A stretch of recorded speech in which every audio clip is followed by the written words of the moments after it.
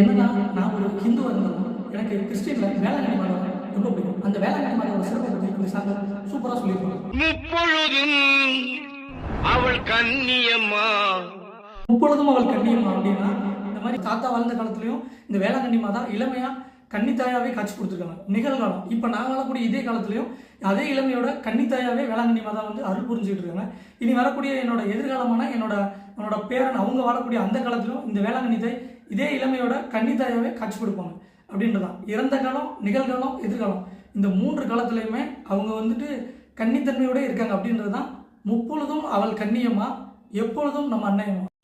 முப்பொழுதும் அவள் கண்ணியம்மா எப்பொழுதும் நம் அன்னையம்மா. அன்பை விரும்பக்கூடிய எல்லா மனிதர்களுமே ஒன்று கொடுங்க. இந்த நம்மளோட ஹெல்த்தை வந்து ப்ரொடெக்ட் பண்ணக்கூடிய இந்த ஆரோக்கியத்தை பற்றி பாடுங்க அப்படின்னு